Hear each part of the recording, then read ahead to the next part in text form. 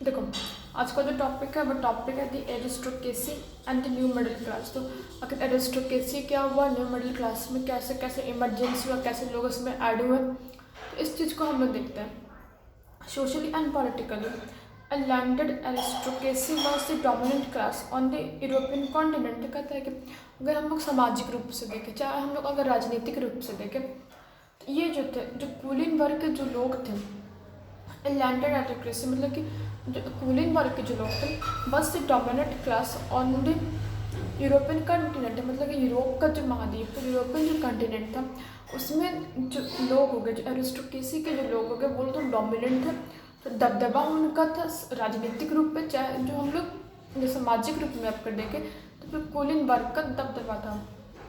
The members of this class were united by a common way of life. तो कहता है ये aristocracy के जो लोग होगा, एरिस्टोक्रेसी में जो लोग आते हैं, एरिस्टोक्रेसी में जो लोग आते हैं, the members of this class, इस क्लास के जो मेंबर्स हो गए, मतलब कि जैसे कि जिस क्लास में हम पढ़ते हैं, जिस क्लास में तुम लोग 10th में हो, तो फिर 10th के जो मेंबर्स हो गए वो किस चीज़ से कनेक्टेड, उनका यूनिफॉर्म सेम है, उनका रोल नंबर तो नहीं, स्कूल सेम है, क्लास सेम है, सेक्शन सेम है, तो तुम लोग इस चीज़ से कनेक्टेड हो।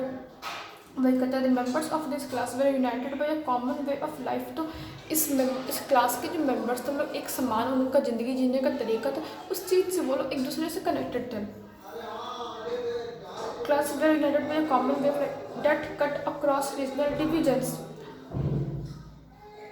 तो कहता है ये जो उनका लिविंग जीने का जो उनका तरीका था, वो उनके जो मतलब कि क्या धर्म का जो डाइवर्स था, उनका जो धर्म अलग अलग था, उस चीज़ को वो काटता था, उस चीज़ को उनके लिविंग स्टैंडर्ड में नहीं आने देता था। उनका जो एक था कि हम एरिस्टोक्रेट मेंबर्स, तो उसमें उनका वो धर्म बीच में नहीं आता था।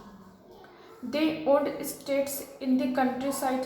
तो कहते हैं वो लोग जो थे, उनका प्रॉपर्टी था, स्टेट्स मतलब क्या प्रॉपर्टी, ये कंट्री साइड मतलब गांव, ये सब हो गया, तो उनका गांव यूरोप के जगह हो गए, वहाँ उनका प्रॉपर्टी ये सब कुछ था। एंड ऑल्सो टाउन हाउसेस, और टाउन में उनका घर ये सब भी था एरिस्टोक्रेट मेंबर्स का। They spoke French for purposes of diplomacy. तो कहता है वो लोग फ्रेंच भाषा का भी यूज़ करते थे। तो कहता है कि वो लोग फ्रेंच भाषा का भी यूज़ करते थे ताकि उनको सोसाइटी में हायर रिस्पेक्ट मिल सके। और यहाँ पे कहता है their families were often connected by matrimonial types. तो कहता है कि उनकी जो फैमिली थी, एरिस्टोक्रेट मेंबर्स में जो फैमिली थी,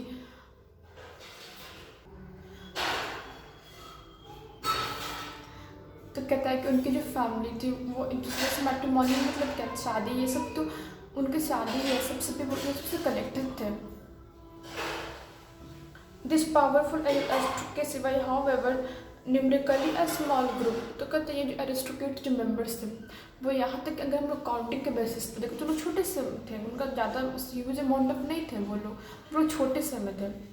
the majority of the population was made up of the peasantry. तो कहते हैं कि मेजर जो पॉपुलेशन था, ज़्यादा जो पॉपुलेशन था वो किन की वजह से था, वो किसानों की वजह से था, पीजेंट लोगों की वजह से था। In western Europe most of the land was cultivated by tenants. तो कहते हैं कि अगर हम लोग यूरोप का वेस्टर्न साइड देखें, तो कहता है कि अगर यूरोप को हम लोग वेस्टर्न साइड देखा तो उसमें अधिकतर जो ज़मीन था उसमें खेती टेनेंट्स करते थे, मतलब कि जो किराए पे ज़मीन ले लेते हैं फिर उसमें खेती करते थे। मोस्ट ऑफ द पीपल वही लोग जो थे जो खेती करते थे वेस्टर्न यूरोप में। एंड स्मॉल ओनर्स, चाहे जो छोटे छोटे जो ओनर थे जिनके छोटा छोटा ज़मीन है, वो लोग खेती करते थे। While in eastern and central Europe, तो कहता है जब हम लोग ईस्टर्न और सेंट्रल यूरोप का जिक्र करते हैं, the pattern of the land holding was characterized by vast estates which were cultivated by serfs. In west कहता है कि while in eastern, तो अब कहते हैं कि अब हम लोग सेंट्रल और ईस्टर्न यूरोप का जिक्र करते हैं। The pattern of land holding मतलब कि आखिर कौन कैसे ज़मीन का ओनर है, इस चीज़ का जो डिपेंडेंस था, मेरा बाल ऐसा, इस चीज़ का जो डिपेंडेंस था वो इस चीज़ में था कि कैरेक्टराइज्ड बाय वास्ट स्टेट्स, कि जो ह्यूज अमाउंट में जो स्टेट्स हो गए, मतलब कि जहाँ पर मेजोरिटी ऑफ द पीपल ज़्यादा है उन पर डिपेंड करते थे। विच वर कल्टिवेटेड बाई सर्फ्स, तो उस जो ज़मीन था उसको कृषि मजदूर लोग खेती करते थे। सर्फ्स मतलब क्या, कृषि मजदूर। In western in western and parts of the central Europe, तो कहता है कि जब हम लोग वेस्ट साइड को देखें, चाहे सेंट्रल यूरोप के पार्ट को देखें, there were tremendous growth in industrial production. तो कहता है कि इंडस्ट्रियल जो प्रोडक्शन था, मतलब इंडस्ट्री से जो बनने वाली सामान थी उसमें ज़बरदस्त ग्रोथ हुआ था। ट्रेमेंडस मतलब क्या, ज़बरदस्त। It result in the growth of towns and the emergence of commercial classes. तो कहता है कि देखो इंडस्ट्रियल ग्रोथ हुआ, इंडस्ट्रियल, देखो कहता है in it result in the growth of towns. तो कहता है कि देखो इट, जैसे कि पहले इंडस्ट्रियल ग्रोथ होता है, इंडस्ट्रियल ग्रोथ होने से क्या होता है कि टाउन में जो है वो डेवलपमेंट होता है, टाउन डेवलप होता है, तो टाउन में ग्रोथ होता है। And emergence of commercial classes, और जो कमर्शियल क्लास के जो लोग हैं उनमें इमर्जेंस होता है, मतलब कि ग्रुप डिवाइड हो गया था ना, कुछ इंडस्ट्रियल डेवलपमेंट हुआ, कुछ लोग सामान बेचने लगे, कुछ लोग सामान प्रोडक्शन करने लगे, तो इस तरीके से कमर्शियल क्लास का इमरजेंस उत्पत्ति हुई थी। कमर्शियल कौन सा लगा classes which existence was based on production for the market. तो कहता है, वही कहता है कि जो कमर्शियल क्लास का जो एग्जिस्टेंस, उनका जो रहने का जो था वो इस बात पे था कि बस बेस्ड ऑन प्रोडक्शन की, कितने बाजार जो हो गया, बाजार के लिए जो प्रोडक्शन होता है वो कितना, मतलब बेसिकली बाजार के प्रोडक्शन पे उनका इमरजेंस था, सॉरी एग्जिस्टेंस था। Industrialisation began in England in the second half of the 18th century.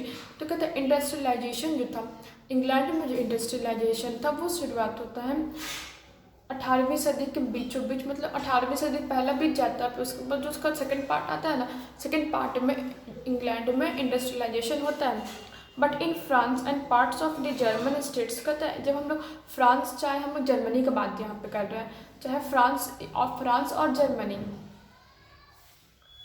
that it occurred only during the 19th century। तो कहता है कि फ्रांस और जर्मनी में जो इंडस्ट्रियलाइजेशन तब 19वीं सदी में हुआ था। Industrialisation in this European parts gave birth to a new social groups. तो कहते हैं industrialisation in this European parts, तो कहता है कि फ्रांस और जर्मनी में जो इंडस्ट्रियलाइजेशन हुआ, इसकी वजह से एक नया ग्रुप का इमरजेंस होता है, एक नया ग्रुप का बर्थ होता है, एक जन्म होता है एक नया ग्रुप का।